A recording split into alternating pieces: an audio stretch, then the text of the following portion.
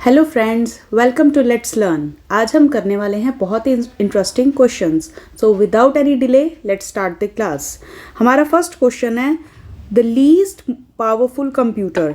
जो हमने अपनी लास्ट क्लास में भी पढ़ा था कि कंप्यूटर की डिफरेंट टाइप्स होती हैं, जिसमें आपको यहाँ पे अभी 3 टाइप्स दी हुई हैं और लास्ट आंसर है नन ऑफ द अबव। तो इसमें से हमने बताना है कि लीस्ट पावरफुल कौन सा होता है। पहली टाइप है mini, then micro, then mainframe, और फोर्थ टाइप होती है हमारे सुपर कंप्यूटर्स। अब इन सब के साथ इनके ना एक कुछ की फीचर्स हैं, वो हमें पता होने चाहिए, तभी हम क्वेश्चन को सॉल्व कर पाएंगे। जैसे लीस्ट पावरफुल पूछा है तो ऑब्वियस ही बात है वो हमारा मेन फ्रेम या सुपर कंप्यूटर नहीं होगा। मेन फ्रेम बेसिकली रहता है जहाँ पे हमें ह्यूज डाटा हैंडल करना होता है। जब ह्यूज डाटा होगा तो मेन फ्रेम होगा। जब हमें हाई स्पीड चाहिए, हाई कैलकुलेशंस चाहिए या हाई स्पीड चाहिए, तो हम यूज़ करते हैं अपना सुपर कंप्यूटर। अब रह जाता है ऑप्शन में मिनी और माइक्रो। अब जो हमारा माइक्रो कंप्यूटर है, यहाँ पे माइक्रो का मतलब होता है, माइक्रो कंप्यूटर मीन्स इस कंप्यूटर के अंदर है हमारा माइक्रो प्रोसेसर। फाइन। और जो मिनी कंप्यूटर है, मिनी कंप्यूटर भी जो सिस्टम में होता है साइज में छोटा होता है, लेकिन जो इसमें जो एप्लीकेशंस होती हैं वो लिमिटेड होती हैं। वो एप्लीकेशंस लेकिन स्पेसिफिक होती हैं। एप्लीकेशंस आपको इसमें मिलेंगी लिमिटेड, लेकिन वो एप्लीकेशंस क्या आएंगी, स्पेसिफिक। लाइक ये यूज़ होता है अकाउंटिंग में, रिसर्च में या साइंटिफिक एप्लीकेशंस में। सो ये भी मिनी कंप्यूटर भी माइक्रो से ज़्यादा मोर पावरफुल होता है। तो हमारा जो आंसर है लीस्ट पावरफुल कौन सा होगा, micro computer. So micro computer basically क्या है, माइक्रो कंप्यूटर जनरल पर्पस के कंप्यूटर्स होते हैं जो हम अपने घरों में इंडिविजुअल पर्पस के लिए जो सिस्टम्स को यूज़ करते हैं, that comes under the category of micro computer, और ये सबसे लीस्ट पावरफुल होते हैं। Fine. First question I think it's clear. Next question, the central processing unit consist of. अब सेंट्रल सीपीयू के अंदर क्या क्या होता है, सीपीयू के अंदर हमारे रजिस्टर्स भी होते हैं और अर्थमेटिक लॉजिक यूनिट भी होता है, इंस्ट्रक्शन डिकोडिंग सर्किट भी होता है, कंट्रोल एंड टाइमिंग सेक्शन भी होता है। ये सारी चीज़ें होती हैं। So answer is all of the above. Next question, the main purpose of super computer. अभी मैंने बताया था सुपर कंप्यूटर के साथ क्या फीचर कनेक्टेड है, हाई स्पीड कैलकुलेशंस। ठीक है, मेन पर्पस क्या होता है, जब हमें बहुत हाई स्पीड की कैलकुलेशंस करनी है तो हम यूज़ करते हैं सुपर कंप्यूटर को। Next, what are the 2 essential parts of computer. अगर हम अपने कंप्यूटर सिस्टम, पूरा जो कंप्यूटर सिस्टम है उसको 2 कैटेगरीज में डिवाइड करना चाहें तो उसकी 2 कैटेगरीज आएंगी हमारी, हार्डवेयर एंड सॉफ्टवेयर। फाइन। ये बाकी जो ऑप्शंस हैं वो अलग अलग कंप्यूटर के कंपोनेंट्स हैं। Next question, future generation computers will be based on. जो हम आगे की जनरेशन सोच रहे हैं कंप्यूटर्स में, वो कैसे होने वाली है, आर्टिफिशियल इंटेलिजेंस के ऊपर। Next question, the basic operations performed by a computer are. अब कंप्यूटर से क्या क्या ऑपरेशंस हम परफॉर्म करवाते हैं, अर्थमेटिक ऑपरेशन, यस ये करवाते हैं, लॉजिकल ऑपरेशंस भी करवाते हैं, स्टोरेज एंड रिलेटिव ये भी करवाते हैं। तो answer is all of the above. Next question, the earliest calculating device. सबसे पहला कैलकुलेटिंग डिवाइस कौन सा था, abacus. Next question, 8th one, the analytical engine developed during first generation computers used dash as memory unit। अब first generation computer में हम use करते थे पंच कार्ड्स। उस टाइम पे ना हमारे पास रैम थी, ना फ्लॉपीज थी, ना काउंटर व्हील्स थे। हम यूज़ करते थे पंच कार्ड्स, और जो हमारे सिस्टम कंप्यूटर्स बने होते थे वो बने होते थे वैक्यूम ट्यूब्स के। ये हमने लास्ट क्लास में पढ़ा है जनरेशन ऑफ कंप्यूटर्स में। Now next question, the man who built the first mechanical calculator. जो फर्स्ट मैकेनिकल कैलकुलेटर किसने बनाया था, वो बनाया था ब्लेज पास्कल ने। फाइन। ये जो हमारे फर्स्ट ऑप्शन है जोसेफ मैरी जैकविड, इन्होंने बनाया था जैकविड मैकेनिज्म, और जॉन ने बनाया था ENIAC, ये सिस्टम डेवलप करा था, और हार्वर्ड ने बनाया था हार्वर्ड मार्क नाम का सिस्टम। फाइन। इस तरह के क्वेश्चंस पेपर में अक्सर पूछे जाते हैं। सो हमें पता होना चाहिए कौन सा कंप्यूटिंग डिवाइस किस इन्वेंटर ने इन्वेंट किया था। इसकी मैं एक लिस्ट अलग से अपलोड कर दूंगी, आप उसको रेफ़र करके भी कर सकते हैं। Next question, punch cards were first introduced by, punch cards किसने बनाए थे? हरमन हॉलरिथ ने। ये लर्निंग के क्वेश्चन है, ये हमें लर्न ही करने पड़ेंगे। Next 11th question, computers built in the first generation of computers were, first generation के जो कंप्यूटर्स थे उसमें क्या यूज़ किया था? हमने वैक्यूम ट्यूब्स यूज़ करी थी। उस टाइम वो इलेक्ट्रिकल नहीं थे, अपने आप इलेक्ट्रिसिटी से नहीं चलते थे, बहुत बड़े बड़े होते थे, रूम के साइज जितने होते थे। ट्रांजिस्टर्स हमने यूज़ करने स्टार्ट करे थे सेकेंड जनरेशन में, सो ये भी ऑप्शन नहीं होगा। वो थे हमारे इलेक्ट्रोमैकेनिकल, इलेक्ट्रिसिटी लेते थे लेकिन जो मैकेनिकल एक्टिविटीज़ इन्वॉल्व थी वो हाई थी। हमें कंप्यूटर को स्टार्ट करने के लिए बहुत सारी मैकेनिकल एक्टिविटीज़ करनी पड़ती थी। कैसे? पहले सिस्टम को ऑन करो, देन उसके अंदर इनपुट हमें फिज़िकली डालना पड़ता था, मेमोरी के अंदर डाटा भी फिज़िकली डालना पड़ता था, आउटपुट को निकालना पड़ता, बहुत सारा जो मैकेनिकल एक्टिविटीज़ थी उसमें प्रेजेंट थी। Now next question, floppy disk drives were first introduced by which of the following computer manufacturers, जो हमारी फ्लॉपी डिस्क ड्राइव्स थी वो आई थी by IBM। Next, supercomputers were primarily designed by, supercomputers सब जो पहले डिज़ाइन होते थे उसके लिए सबसे फेमस कंपनी थी सिमोर क्रे, और ये कहाँ पे डेवलप करते थे? CDC ऑर्गेनाइजेशन में, कंट्रोल डाटा कॉरपोरेशन में। फाइन, तो सुपर कंप्यूटर्स हमारे कहाँ पे बनते थे? कंट्रोल डाटा कॉरपोरेशन में by Seymour Cray company.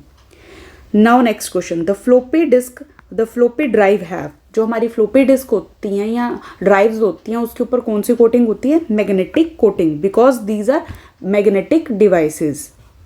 Fine, next, which electronic component was used in second generation, first में हमने यूज़ करी थी वैक्यूम ट्यूब्स, सेकेंड में हमने यूज़ करे थे ट्रांजिस्टर्स, और बाद में जितनी भी जनरेशन आई थी उसमें हमने यूज़ करी थी IC चिप्स। और बाकी जनरेशन्स में जो IC चिप्स हैं, पहले हमने स्मॉल करी, देन हमने मीडियम करी, देन हमने वेरी लार्ज करी, देन अल्ट्रा लार्ज ICs हम अपने सिस्टम में यूज़ करते। जैसे जैसे जनरेशन्स आगे चलती गई वैसे वैसे कंप्यूटर का साइज़ रिड्यूस होता गया और जो उसकी एफिशिएंसी और स्पीड है वो बढ़ती जा रही है।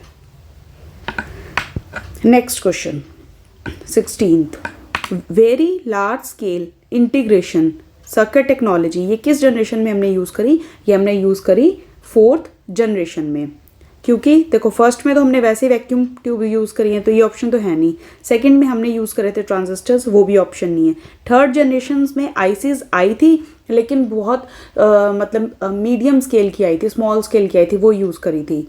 जो वेरी लार्ज थी वो 4th जनरेशन ऑनवर्ड्स है। ICs, next question is similar, ICs हमने कौन से जनरेशन में यूज़ करी हैं? ICs हमने यूज़ करी हैं 3rd जनरेशन में। Next question 18th, ENIAC was a computer हो, सबसे पहले हमें फुल फॉर्म पता होनी चाहिए। ENIAC की फुल फॉर्म क्या है? This is electronic numerical integrator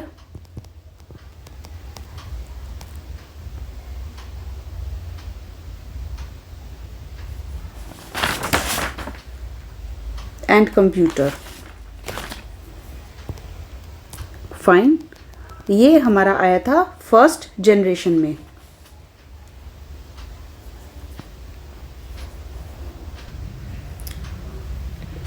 sorry, ये आया था 2nd जनरेशन में।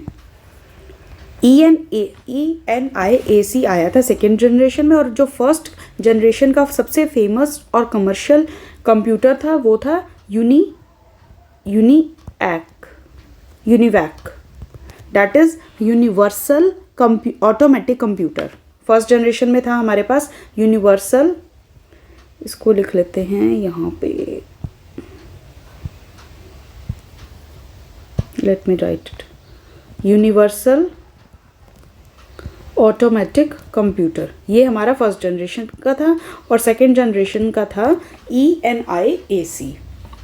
Next question 19th, Manchester Mark I computer was based on, ये कंप्यूटर बेस्ड था हमारे स्टोर्ड प्रोग्राम कॉन्सेप्ट के ऊपर। फाइन, सो इसका आंसर है A. What was the size of chip used in third generation? Third generation में size reduce होता जा रहा था और ये जो साइज था वो लेस देन हो गया था 5 mm। So both options are true. और इसमें हमने कितने आईसीज यूज़ करे थे? वो हमने यूज़ करे थे 300 ट्रांजिस्टर्स को कंबाइन करके आईसी बनाई थी थर्ड जनरेशन में। Next one is EDVAC। इसकी फुल फॉर्म्स भी इंपॉर्टेंट है, तो इसकी फुल फॉर्म है इलेक्ट्रॉनिक। देखो चारों में इलेक्ट्रॉनिक है, ऐसे क्वेश्चंस को आप एलिमिनेशन मेथड से करोगे तो ज़्यादा बेटर रहेगा, ठीक है। देखो अब क्या है, सेकेंड ऑप्शन डी से देखते हैं। डिटेक्टेड और डेवलप्ड डिफरेंट है, ये तो होंगे ही। डिस्क्रीट रह गया। ऑटोमेटिक कंप्यूटर भी ठीक है दोनों में। वेरिएबल, तो इसका आंसर है electronic discrete variable automatic computer. Fine. Now how many vacuum tubes were used in ENIAC? तो इसमें हमने यूज़ करी थी 17,468 vacuum tubes. Then integrated circuit के अंदर क्या होते हैं? ट्रांजिस्टर्स होते हैं, ठीक है। Now next 24th question. Which number system is usually followed in a typical 32-bit computer? जब हम कंप्यूटर की बात करेंगे ना, कंप्यूटर में हमेशा बाइनरी नंबर सिस्टम यूज़ होता है। Binary number system means 0 and 1, और इसको हम मशीन लैंग्वेज भी कहते हैं। कंप्यूटर सिर्फ इसी को फॉलो करता है। ये जो बाकी नंबर सिस्टम है वो हमने अपनी कन्वीनियंस के हिसाब से डेवलप करे हैं, क्योंकि 0 और 1 में सारी कोडिंग करना इतना ईजी नहीं होता। सो इसको थोड़ा ईज करने के लिए हमने बाकी नंबर सिस्टम्स को डेवलप करा है। Now word length of personal computer, ये जो हम घर पे पीसेस यूज़ करते हैं, इसमें वर्ड लेंथ क्या होती है? आपने पढ़ा होगा, जब आप कंप्यूटर वैसे भी खरीदते हैं, आपसे पूछा जाता है आपको 16 बिट चाहिए या 32 बिट चाहिए या 64 बिट चाहिए, तो आप उस हिसाब से लेते हो। तो मेनली जो पर्सनल कंप्यूटर्स होते हैं वो 32 बिट के होते हैं। तो इसमें एड्रेसेस भी कितने बिट के होते हैं? 32 बिट के होते हैं। When a key is pressed on keyboard, which standard is used for converting the keystroke into the corresponding bits? हमारे जो कीबोर्ड्स हैं उसमें कौन सा यूज़ होता है code? Sky code, American standard code for information interchange. It's 7-bit code. Fine. अब अगर आपके पास डिजिट 0 to 9 और एंड A to F है, तो दिस इज हेक्साडेसिमल सिस्टम। इसके ऊपर हमने एक पूरी क्लास करी है, तो वो भी आप क्लास देख सकते हैं। Now each digit in binary coded decimal is known as. जब हम बाइनरी कोडेड डेसिमल की बात करेंगे, उसमें हर एक बिट को रिप्रेजेंट किया जाता है, हर एक डिजिट को रिप्रेजेंट किया जाता है 4 बिट्स के साथ। तो मतलब 4 बिट्स हम यूज़ करते हैं, और 4 बिट्स को हम क्या बोलते हैं? निब्बल। सो इसका आंसर है दिस वन। अब sky code is a 7-bit code है। उसके अंदर क्या क्या आते हैं? हमारे लेटर्स भी आते हैं, नंबर्स भी आते हैं और स्पेशल सिंबल्स भी आते हैं। How many numbers are there in 2 bytes? देखो 2 bytes, 1 बाइट में कितने होते हैं? कितनी बिट्स होती है? 8 बिट्स। सो 2 में कितनी हो जाएंगी? 16। सो हमारा आंसर रहेगा ए वाला। विच of the following is the binary equivalent of the octal number? अब ये ऑक्टल नंबर है, इसका हमने बाइनरी बनाना है, ठीक है। इस पर भी थोड़ा बहुत हम एलिमिनेशन मेथड भी लगा लेंगे। अब देखो 13 है, 13। अब आपको पता है ऑक्टल मीन्स 0 to 7, तो इसमें हम 1 को कैसे रिप्रेजेंट करेंगे? 001। 3 को कैसे रिप्रेजेंट करेंगे? 011। तो आपके पास आगे क्या आना चाहिए?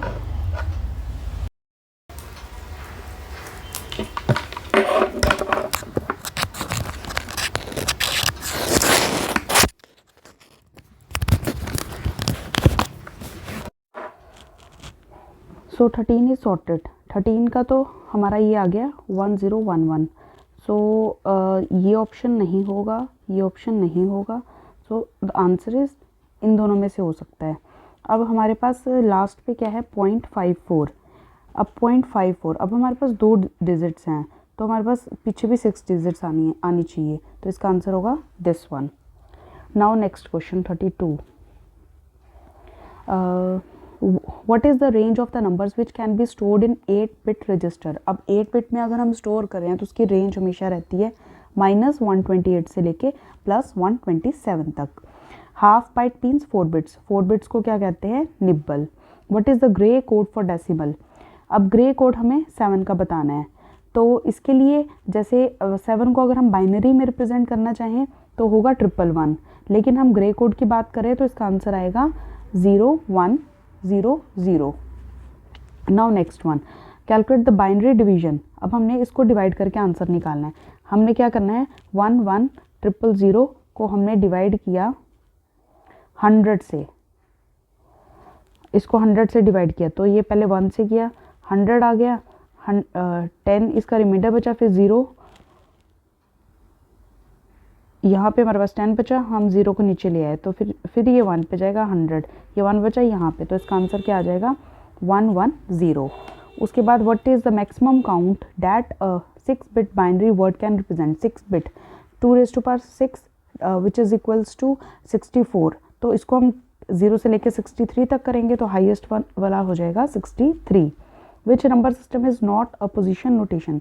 नंबर सिस्टम हमने पढ़े थे 4 तरह के होते हैं, octal, decimal, binary and hexadecimal. So Roman is not the answer.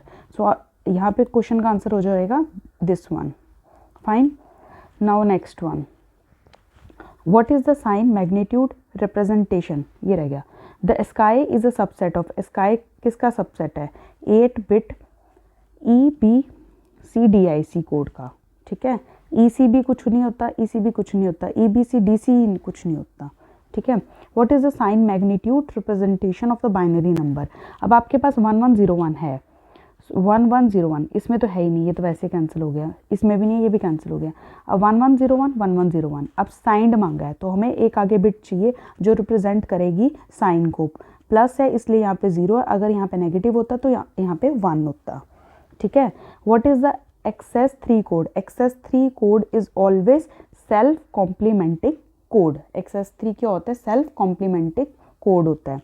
Where is the used of cyclic code. हम साइक्लिक कोड यहाँ कहाँ यूज़ करते हैं, इसके एक बार नेक्स्ट ऑप्शंस भी देख लेते हैं। जो हमारा साइक्लिक कोड होता है वो हम यूज़ करते हैं, नेटवर्किंग का पार्ट है, simultaneous error correction and burst error detection. Error detections में हम क्या यूज़ करते हैं, साइक्लिक कोड्स यूज़ करते हैं, इसको हम आगे डिटेल में भी पढ़ेंगे। उसके बाद मदरबोर्ड क्या होता है, हमारे सिस्टम में एक मदरबोर्ड होती है, कम्युनिकेशन का पार्ट तो है ही नहीं और इंटरेक्टिव फीचर ऑफ नेटवर्क भी नहीं है, तो this is main circuit board called system board on which bus structure are mounted.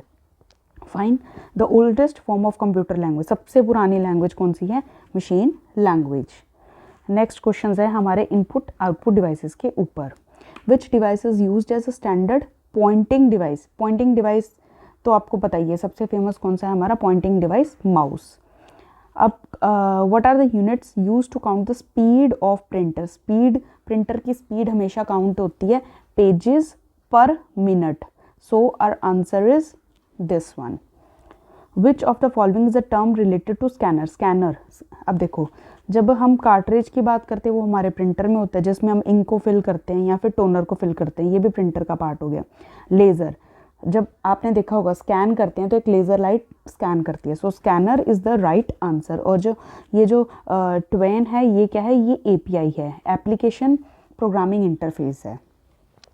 Next is cursor. Cursor क्या है, देखो पिक्सल तो स्क्रीन का पार्ट है, पॉइंटिंग डिवाइस कौन सा है हमारा, माउस है, ठीक है। So answer is thin blinking line. अभी आपने वर्ड में भी देखा हो, जहाँ पे आपका कर्सर होता है वहाँ पे एक छोटी सी लाइन ब्लिंक करती रहती है। Fine. Which of the following is not an output device. जो आउटपुट डिवाइस नहीं है, printer is a output device. Flat screen, उसके ऊपर भी LCD या LED आउटपुट ही आती है। स्कैनर और माउस, ये दोनों आंसर क्या है हमारे, इनपुट डिवाइसेज हैं। Fine. A device that allows the user to enter data into the computer. अब डाटा को एंटर कराना है, एंटर के लिए हमेशा क्या होता है हमारे पास, इनपुट डिवाइस। उसके बाद next question, a tiny chip called the dash detect that अ की हैज़ बिन प्रेस्ड। कौन सी चिप डिटेक्ट करती है कि आपने कीबोर्ड पे कोई की को प्रेस किया है, that is keyboard controller. Keyboard controller check करेगा कि आपने कीबोर्ड पे किसी भी की को प्रेस किया है या नहीं। Fine. What write the name of the code that the keyboard controller keeps in its memory to indicate which key is pressed. अब कौन सी की प्रेस हुई है वो कौन कंट्रोल करता है, वो कंट्रोल करता है की सीन कोड। यहाँ थोड़ा सा इनविजिबल है, यहाँ आएगा की सीन कोड, ठीक है। और fine, next one, double click आपने माउस को 2 बार क्लिक किया, तो ट्रिपल क्लिक क्या है? When the user presses the button 3 times in quick succession it is called triple click, this is true. Touch pad क्या है? टच पैड पॉइंटिंग डिवाइस तो है, टेम्परेरी कुछ नहीं होता, सेंसिटिव तो होते ही हैं, तभी तो हमारे इनपुट जाती है। डायनेमिक मूव करता है? No, this is stationary pointing device. उसके बाद आता है जॉयस्टिक। जॉयस्टिक क्या है? ये भी एक पॉइंटिंग डिवाइस है, ये भी स्टेशनरी है, अपनी सीट पे फिक्स है, उसको हम जॉयस्टिक को उसी पोजीशन पे मूव कर सकते हैं, लेकिन ये माउस की तरह मतलब पूरा डिवाइस नहीं मूव कर सकते। Fine, now next one, many engineers and architects use a different type of pen called light pen. हम कौन सा पेन यूज करते हैं? Light pen. Name the kind of pen use to draw directly on the digitizing tablet, that is known as stylus और puck. Universal product code, a pattern of bars printed on merchandise can be read by, उनके पास क्या होता है? Bar code reader, तभी तो वो bar code को पढ़ते हैं। Laser scanners are capable of scanning bar codes up to a distance of 25 centimetre. Pen scanners का अदर नाम है wand scanners, these are hand held scanners. OMR की full form optical mark reader. Fine, so हमारे आज हो गए हैं 60 questions. Next questions करेंगे हम अपनी नेक्स्ट क्लास में। ओके, टिल देन आप इन क्वेश्चंस को रिवाइज करें, इन सारे ऑप्शंस को ध्यान से देखें, हर क्वेश्चन के साथ एक कॉन्सेप्ट लिंक्ड है, उसको पढ़ना भी इंपॉर्टेंट है। सो इसी तरह के क्वेश्चंस आपके एग्जाम में आएंगे और इसी तरह के क्वेश्चंस हमें प्रैक्टिस करने हैं, ठीक है। अब मिलते हैं नेक्स्ट क्लास में, till then bye bye, take care.